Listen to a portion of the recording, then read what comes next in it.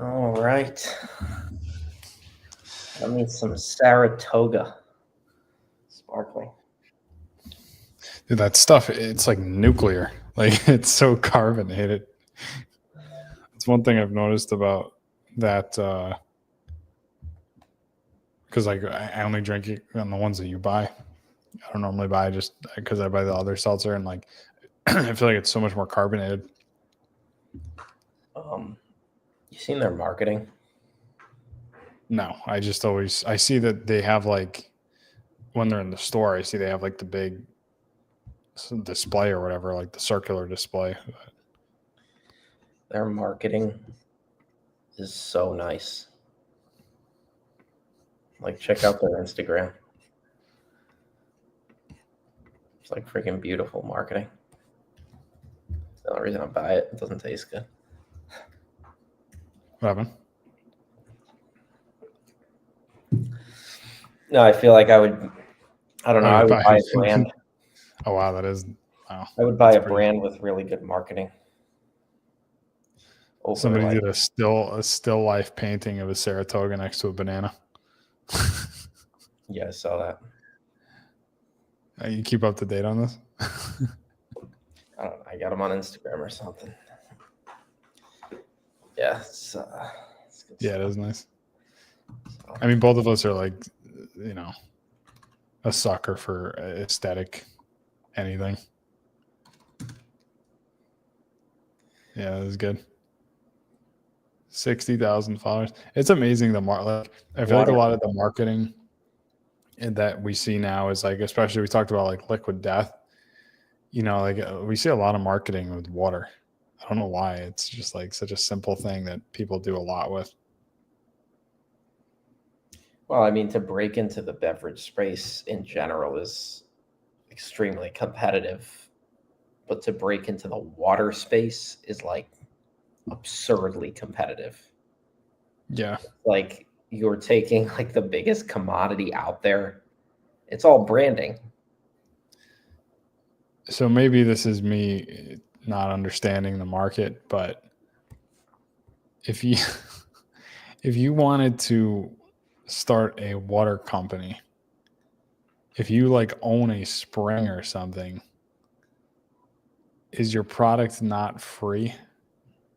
Just have to bottle it? What do you mean, is your product not free? Like you're getting the water from the spring if you own a spring. And so there's no cost of goods other than like the bottle and stuff, no? If it's spring water, or it's just like refining it?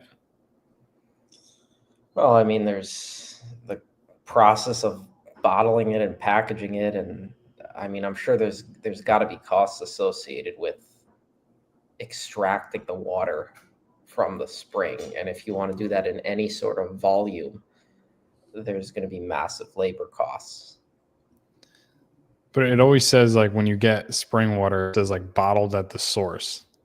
So you're telling me if I stand there with a bucket and I just stand under the water? I market the crap out of that water. It's actually a good idea.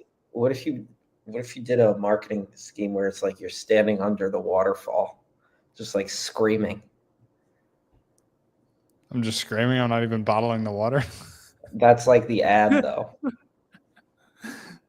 You're just like, you're standing there like, I don't know, you got some script or something, and you're just screaming underneath the waterfall. I feel like that would sell. I think we just don't know what we're doing, but other people apparently do. Other companies know what they're doing, branding water. But yeah, I don't know. I feel like it's the only business that you can get involved in that has a free cost of goods, right? Yeah, no, I'm gonna save that idea for the ad. I actually like that idea. There you Do go. something with that. Brainstorming. Am I the one that has to get wet? You're creative directing. Yeah. All right. If anyone has any questions about anything other than our scheme to, have a bottled water company, then feel free to drop them in the chat here. We'll get to Tim's everything. back in action. What's going on, Tim? Glad to see Tim's you always joining in us action. again.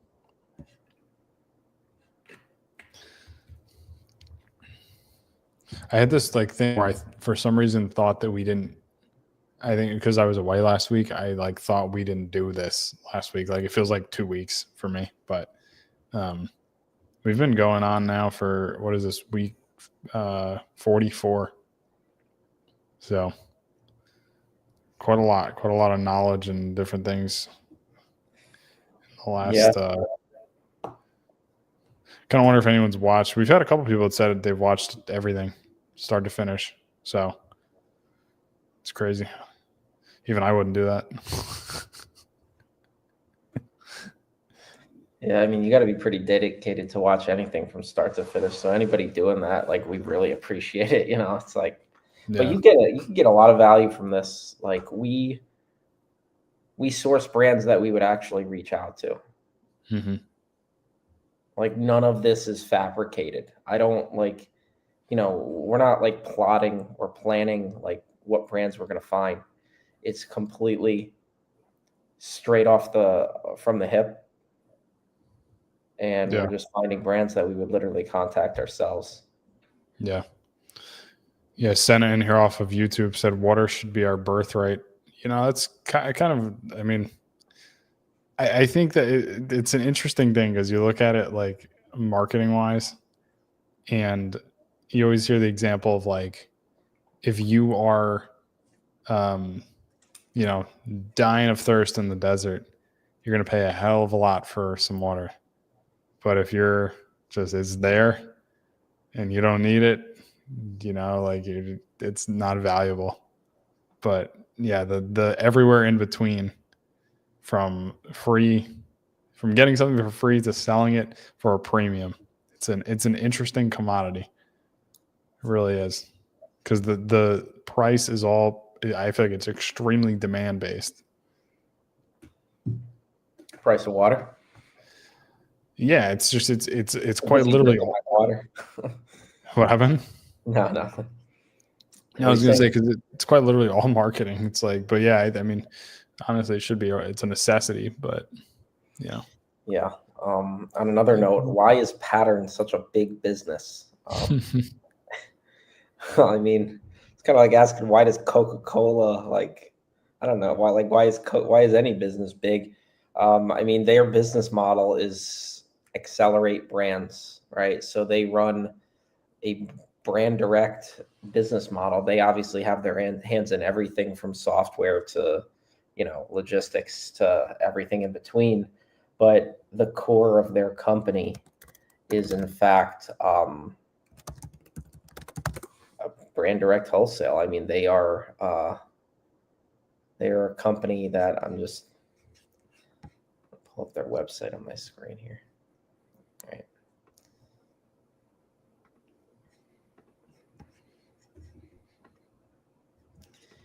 Pattern is, see my screen? Yep.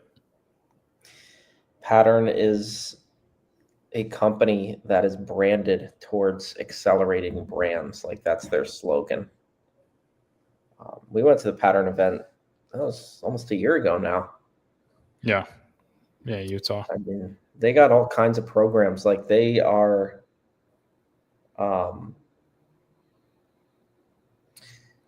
it's interesting. They're a multi-billion-dollar company, privately owned. You were messing around with this middle mile, right? Yeah, middle mile for it works. Yeah, middle mile is a shipping. It's essentially a program that was put in place ever since the shipment splits came in. And so you're getting the ability to utilize Pattern's facilities. And this is kind of more for like someone that's a little more advanced. But if you've ever done full trucks, you're going to get a live unload in most cases, which means as soon as the truck gets to the door of Amazon, it's going to get unloaded versus like having it sit around forever if you're doing an LTL or something like that. And so Pattern obviously is doing full trucks as well. And if you have a shipment that is cheaper minimal split, you can actually send it to the middle mile facility, which there's two of them. One of them is going to be opening up mid-May, I believe, in Vegas. And then there's another one in Kentucky that's already exists. And you can send a minimal split there and not have to, an optimized split there, not have to pay for the minimal split, and then they'll disperse it to their warehouses. So it's just kind of a workaround, but it could cost more in some cases because you have to pay for shipping. It's like very specific, honestly, if you're going to get into it, but it could save you money on shipping. We've used it in the past. Yeah. You look at this and it's like, marketplace growth, brand growth, product growth. There's a lot of websites like this out there. Like there's Pattern, there's top 10 Amazon sellers, and then there's like everybody else. And there's like all these different websites are just iterations of the same thing that Pattern is doing, right? Yep. Like any of these agency websites, marketing, Amazon services, it's all just an iteration of the same model, right? But there is an extremely strong value add as a smaller company to come in and take brands from larger businesses like Pattern, because there's brands out there, 7-figure brands that are too small for Pattern. Like Pattern is too big for them. And that's like really good opportunity for, smaller sellers to come in and position themselves as a Pattern, but an alternative to Pattern, in that you're going to get the close knit one-on-one attention. Yeah, I always phrase it by saying, when you have a problem in the middle of the night and you call, you're either going to get me or Brad. I said when you have a problem in the middle of the night, they're probably getting me. They're not calling. I'm not answering in the middle of the night. Yeah, but I was like, I exaggerate, right? And I'm like, you call somebody else, I'm like, you call them, in the middle of the night, you're probably not getting anybody. Because at the end of the day, like, you're not going to compete from a monetary standpoint. You're not going to compete with a $1 billion company. You can't outbuy them, right? So, but it's not always, that's not always what's important. Like we talk about it a lot, is like distributors, a little more money based. When it comes to stuff like brand direct, not always the most important thing. So it is a value add. Yeah, for sure. We'll dive into some sourcing here in a moment. We got a question on YouTube. Love that profile picture. What's that, an alligator eating a pizza? It's pretty cool. With human hands. It's amazing.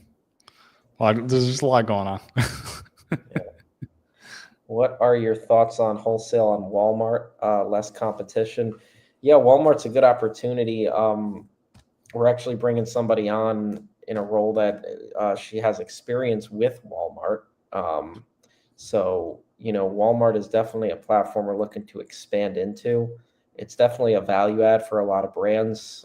It's a good way to get your foot in the door for Amazon, which, as we all know, is a more competitive environment to close with brands. That being said, like, we have exclusively sold on Amazon with many different brands. So, like, while it's competitive and it seems like there might be a lot of rejection to sell their products on Amazon, the reality is that the opportunity has never been greater because of this competition, because of the bad actors. It's created an environment where honest sellers and sellers that are truly going to do right by brands can flourish.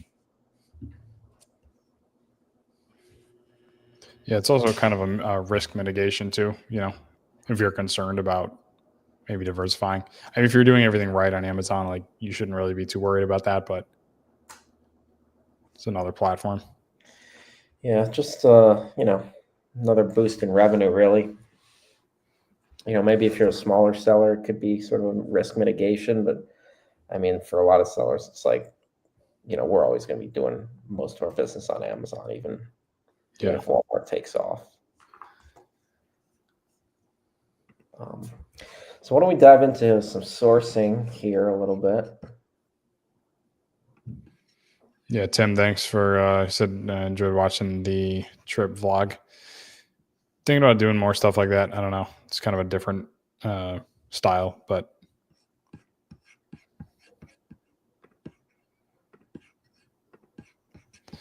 then if you guys haven't seen, in addition to that, just a shipping video that was put out very recently on the channel on YouTube that goes over everything from, everything, how to ship products, what you need, SPD, LTL, all that stuff. So even if you already ship products into Amazon regularly, it might be a good watch just because you might pick something up. Yeah, I mean, shipping has gotten very complicated over the past year, really. We're pretty much like right over a year's mark when Amazon rolled out the crazy shipping changes back in March. And, that threw a lot of sellers for a curveball. We had to basically resystemize everything. And now it's, smooth as day or, smooth as butter. But Smooth it's as like, day. yeah, days are smooth. Are they? They are. I got like a bug flying next to my eye. But it's very complicated, especially for new sellers. So that video is definitely going to help you out. Yeah, and it never ends. Seller Central, like and it never ends. Ship in Seller Central. I mean, now we've got, remember when was that? Years ago with the old restock limits, now we've got other things where we have shipments that, you can't send in products, right? Because your capacity limit for your amount of inventory, you're rolling 30. So now you're faced with a low inventory fee, but then you can't send in more inventory because it's based on your 30-day rolling sales. So that's and like we stress that all the time, is like we're actively doing this like every day, so constantly up to date on everything that's happening, and we try our best to be able to communicate that and stay up to date, for anyone that's watching the content so that you can stay informed. Yeah. So we go into SmartScout here to find brands, and we set our filters, which if you guys have been following along at all, this is nothing new to you. We look for at least 2 sellers on the listing. I get the country within the United States. Amazon in-stock rate, about 15%.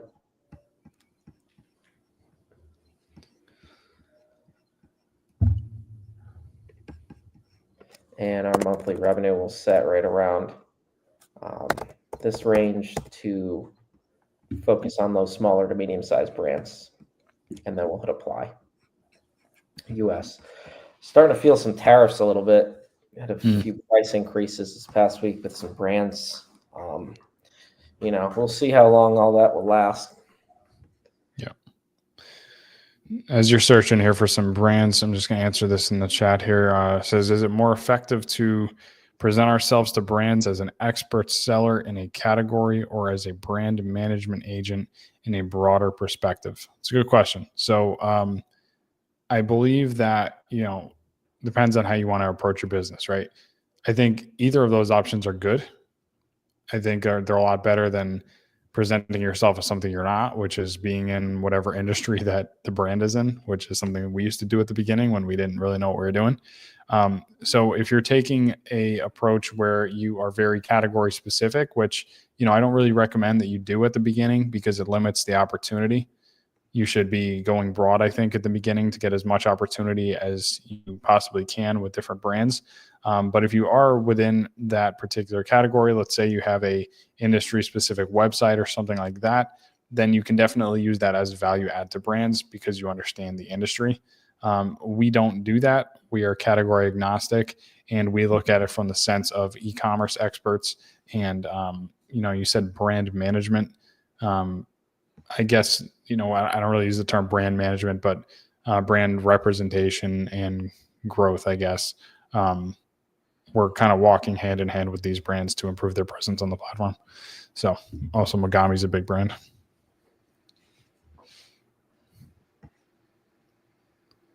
Yeah, it's a big brand. Yeah, it doesn't really sell too well. Those are, yeah. Cables. I don't know, sell electronics. High return rate. Yeah, you're not going to get it direct with them. That's funny. They don't sell that much. That's that's a pretty big brand. And definitely plan to watch the shipping video ASAP. Shipping has become because I see how others do it. Higher volume sellers like y'all will help. Yeah. It's I don't know, man. It's always changing. Like if the one thing on Amazon is like if you're not ready to adapt, you might as well not even sell on it because it's like just as soon as you get used to one thing, there's just another thing coming down the pipe where they're changing something. So, also for anyone that's watching this, I think we mentioned it a few weeks back, but Miami Seller Conference. If you are considering going, if you don't know what that is, it's probably our favorite event of the year in terms of networking with other Amazon sellers. We will be there. A lot of other people will be there as well that are, put out content. And so it's a really great place to connect, to learn, to meet sellers. We do have a affiliate and a discount code, just Operation AMZ. But regardless of whether you use that or not, I definitely think you should go. It's amazing what just getting in the room with a bunch of people that are also selling on Amazon will do for you. One idea might be worth the entire price of the trip for your business. So that's at the end of this month, the end of April.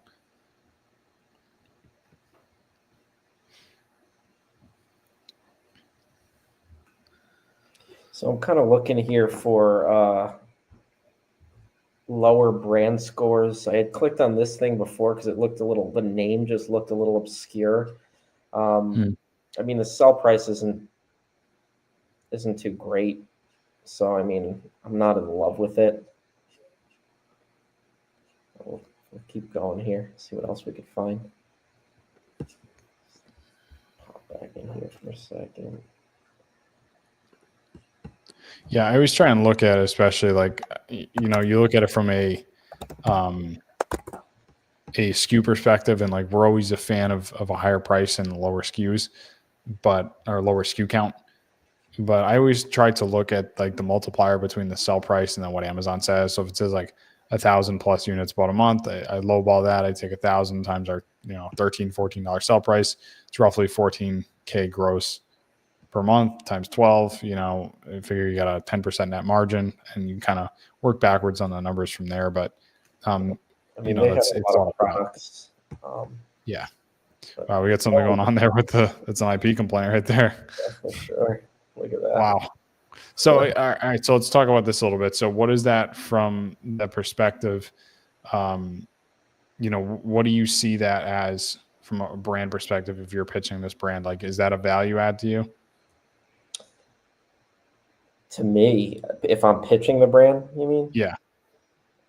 Yeah. I mean, they clearly have a problem because they got serious counts of resellers on here. And then they're using the brand registry tool to issue IP claims to get rid of them, but it's not going to solve the problem because they're just going to perpetuate themselves over again. Yeah, it's whack-a-mole. That's what I would say. Here, it's also a misuse of Amazon's brand registry tool. You're not supposed to issue IP claims for pricing or from sellers. So yeah, there's easier and better ways to control this. Like, and this would be a value add for me to the brand is helping them to control their distribution for sure. Yeah. Surprisingly, the price doesn't like change that much with considering all these resellers. You would think it would have a higher fluctuation, but even Right. so, it's still not a good look for their brand. Yeah. Also, answering the question about the event in the chat here, April 30th, Wednesday is arrival and networking. Then the actual event starts on May 1st, which is the event and after party. Then May 2nd, Friday, event and after party as well, which again, the networking is kind of done. The event is basically like educational. You're learning, you're understanding, hearing from different speakers. And then after party is more, again, just networking, commingling. And then May 3rd, which is the Saturday, is actually the yacht, which is super cool. It's a lot of fun. It's a little bit more low key. The guys that run it, Avery and Taylor, they rent a yacht, and you have to obviously pay a ticket. There's 3 different ticket tiers. The prices go up, as we get closer. So if you're not, if you're planning on going, you haven't bought your ticket, I would definitely buy it now. But yeah, the yacht is really cool. Get to spend the night out on this big boat. So yeah, and one of the things I wanted to point out here was that I was looking at this brand for a second, but then I saw that they were in the bike industry, and the bike industry is quite like they want industry specific. Like they're very brick and mortar heavy. So like, different things like you might want to just proceed with caution when you if and when you contact companies in the bike industry. yeah, it's a tough market.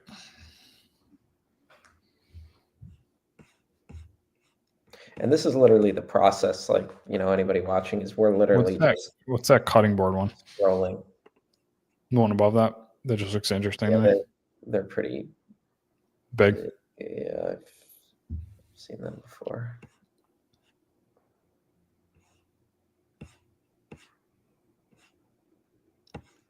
Theory 11. Oasis. Yeah, and you're still in, real big monthly revenues. Yeah. Because you also got to think, these are quite literally all over $1 million in revenue a year. Like way over, 1.2 maybe. Yeah.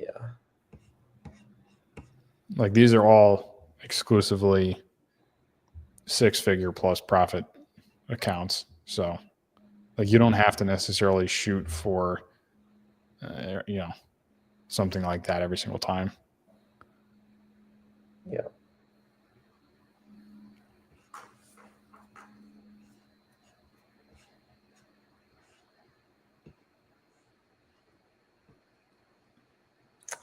Let's see. I'm trying to find one more.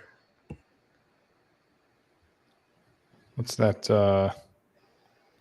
Plum flower.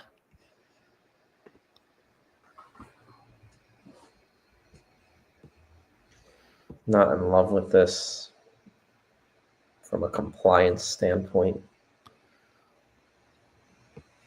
You're also looking at like doesn't sell that great.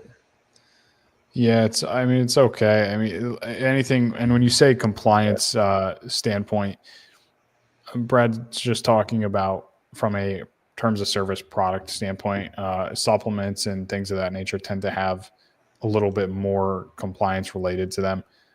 One thing that we've used a little bit, you can always check the TOS on Amazon, but one thing that is really cool is with the implementation of ChatGPT now everywhere, is actually you can put a link into ChatGPT. You can ask it to check for compliance on Amazon based on their terms of service, and it'll give you the reasons. Obviously, double check it, but yeah, that's a good use for ChatGPT. Yeah. Yeah, this is immediately just, I'm like, no way. Like, yeah, it seems like it's so, I don't know. It's like waiting for a restricted product policy thing. I don't know. I don't hate it. I just think the volume's not even there for me to talk through it, to figure out if it's truly something that's a problem. Yeah. While you're looking for that last one, how to tell if the brand is how to tell if the list is not. So basically, how to tell if a brand is brand registered or not.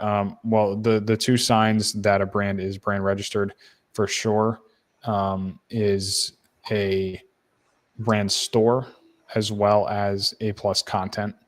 Or enhanced brand content. So if you see those two, then it has to be brand registered. If not, then it may or may not be. Like, brands could be brand registered and just not have those, but that's a telltale sign. If not, you could just ask the brand.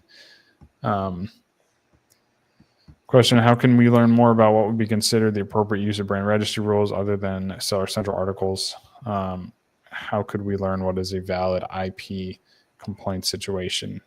Well, when you go to submit an IP complaint, you can actually see that what the reasons are. It lists them there, so you'd be able to see what's valid and what's not, whether it's like trademark infringement or something like that. So, and I'm sure there's resources out there that tell you the rules. I'm not exactly sure what they are, but I just know based on what brand registry itself says, that's what you should go by, because that's what's valid. Yeah. Yeah, so I found this product here, and there's a lot going through my head. The first thing that's going through my head is the beauty category is very strict with who sells what on Amazon. And the main reason I clicked on this was because it had a lower brand score, and it actually was in the beauty category.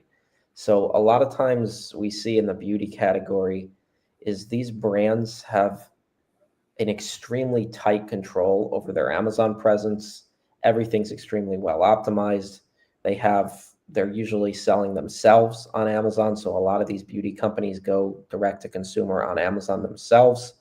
So that was like the first thing that kind of threw me for a loop. Was like just interesting that a blow dryer company, it's like such a, I don't know, it's quite a commodity in the beauty industry, but it's, like, all right, here we have 100,000 in monthly revenue, selling at a nice sell price over $100, and it has a lower score. So that's what prompted me to click on it. And so I did. And then I kind of looked at the overall volume of what they were doing. And with respect to the sell price, they're moving some pretty solid volume. This is really, this is really good volume and relative to the sell price. Next thing I'm looking at is they have one of the largest Amazon sellers in the world selling their product, Woot. So that is something that strikes me as a bit of a concern, because it's like, all right, well, are they, what's going on here, right? What does that relationship look like?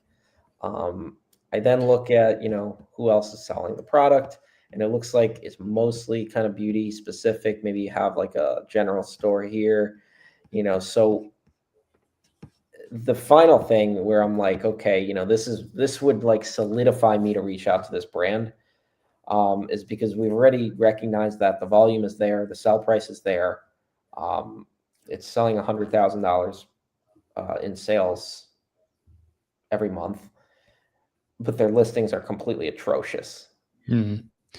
Yeah, I was actually just going to mention that Woot is I believe it's a former Amazon employee, right? Yeah, they are. It's a Something like that. subdivision now, where a lot of it, you see Woot carrying Chinese brands that are not going to be profitable. This could be that. It doesn't really look like it. It doesn't really look like it's a listing that, you tend to see all the like Chinese products have the same kind of looking listings where they're almost like too fake looking to be legitimate. Yeah, well, we could jump back here, and so we filtered it out away from Chinese. Yeah. I don't know what the hell's going on. It says bio, right? It's dominant seller, but US. Yeah, so I would probably go to the website and just get a Yeah. feel for them. Is Yep.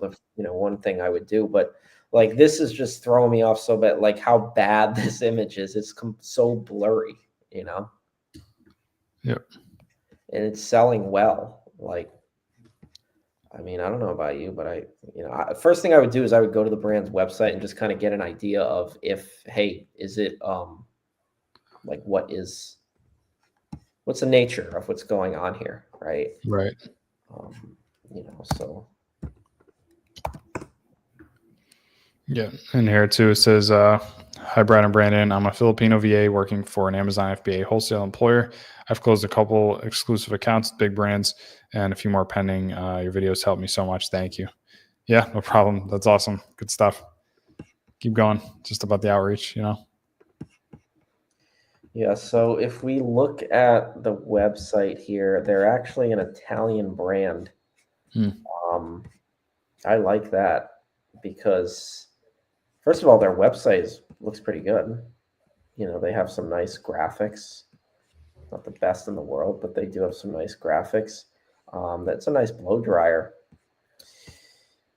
Yeah, this would be interesting to me. We've ascertained that it's not like a Chinese brand. So, yeah, I mean, we've kind of validated all the fronts. Anything to add to this? No, I mean, it hits on everything that we're talking about.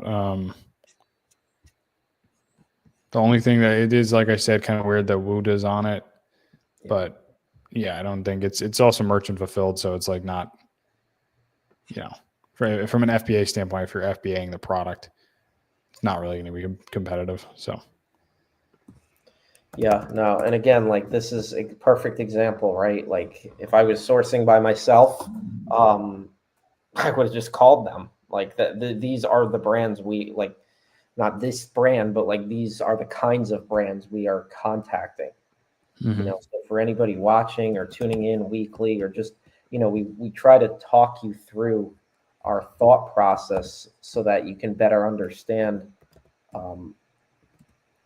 what kinds of brands we're targeting, because this is what finding winning brands is all about, is immersing yourself in the process and just, doing it over and over again. Because you start to get a feel for where the opportunity is. It's like this intuition that comes about only because you've done it hundreds of and thousands of times, where it's like you can look at a listing and be like, that's an exclusive, right? Like somebody who's made 2 calls is not going to understand that.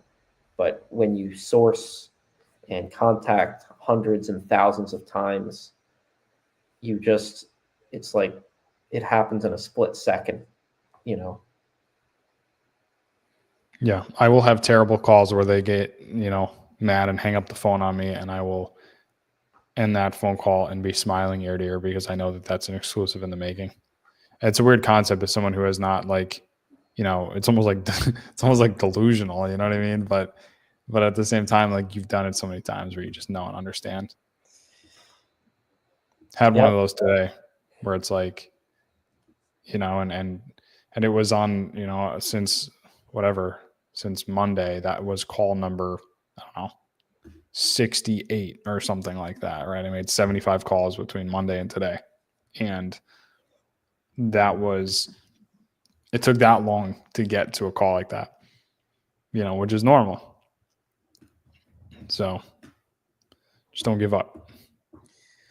Yeah, if you could just consistently do this and stay in the game for a long time, like there's so many people that just, they just come and go. They're in and out, and but it's like nobody is, so the percentage of people that are actually truly following up consistently and providing value and building a relationship and communicating and getting to know the brands and whatnot, and like being an actual real person, the percentage of people doing that is very slim to none. So when you look at Amazon FBA and when you look at wholesale, like on a mass scale, it might seem oversaturated, but the reality is that like where the opportunity lives is nowhere near oversaturated. It's just clouded by like all these Amazon sellers that join and then quit and join and quit.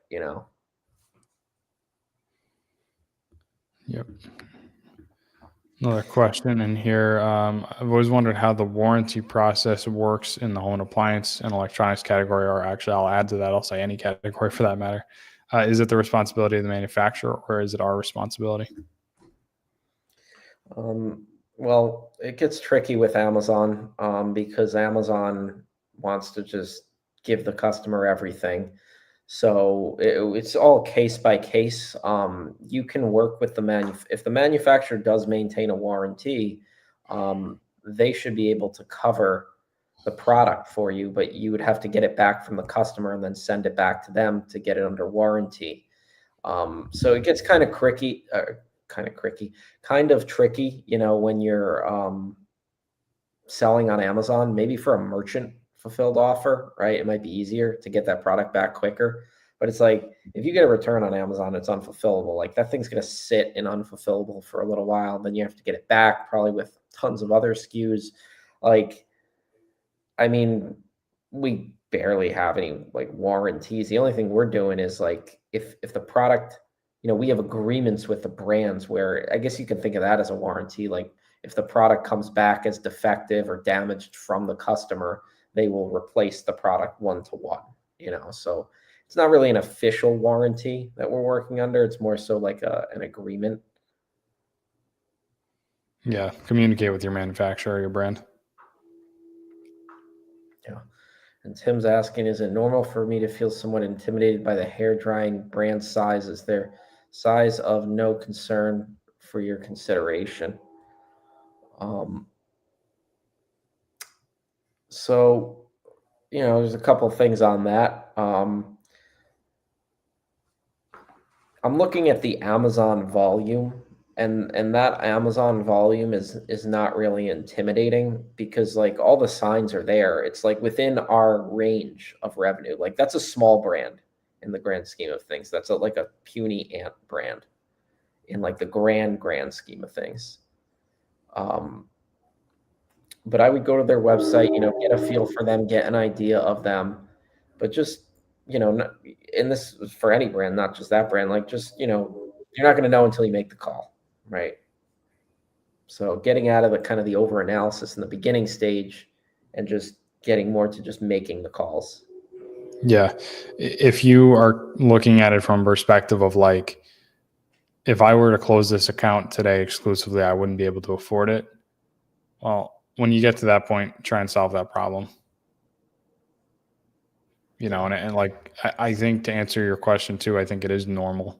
I mean, there's brands that like, I can speak for myself on this. Like I go to call sometimes and I look at the presence, I look at the products and I'm a little intimidated by it, but you make the call anyway. And then you figure out whatever problems come your way afterwards.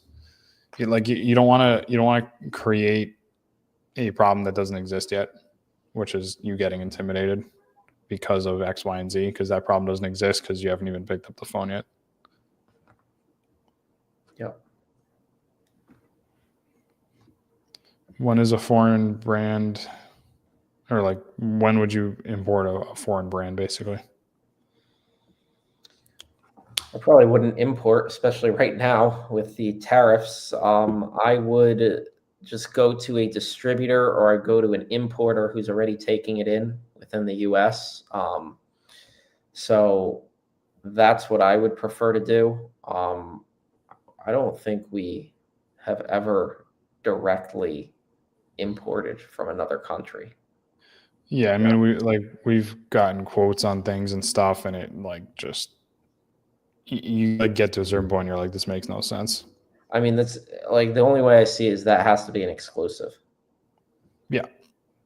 I mean, how could you even do anything else other than like if you're competing with other people and there's pricing issues, like, I mean, you're talking about now I mean, you got to import like probably a container of product.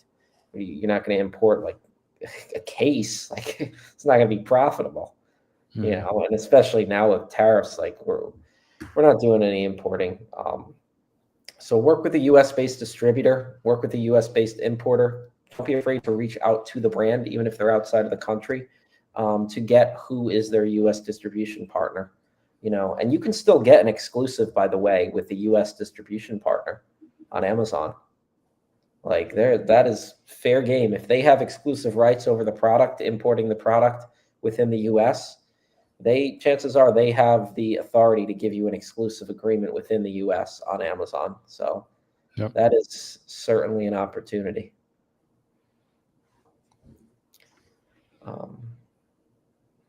Yeah, so that's about wraps it up here for this Wednesday. Good stuff, finding brands left and right. It's crazy. Yeah, and if like I said, we'll have what is it? Well, we have one more live before Miami SellerCon. Look at the dates.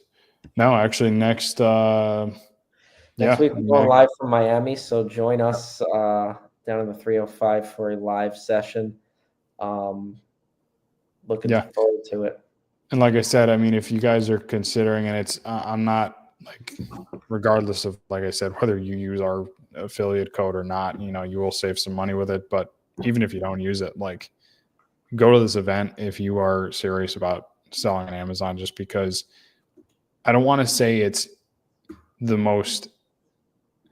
an educational event. Is it the most educational event we've ever been to? No. Like, there's other events that are more educational in the Amazon space. What this event is it is better networking and getting ideas from, people that, for us, like, that we look up to and we get to speak to, for which a lot of them have now become our friends, which is really cool. Right. But like, last year when we had gone, just getting in the room with these people to be able to talk to them and pick their brain and ask questions of people that know more than you, is a really huge opportunity, and you're not going to get that anywhere else from any events that we've been to. This is the event for that. So from the 30th to the whatever I said, 3rd, 4th, definitely recommend going if you can. And if you want that affiliate link or whatever, you can send us a DM and we'll send it to you, or we'll send you the website. Just shoot us a message on Instagram or something. All right. And with that, we will see you next Wednesday. Peace out, guys.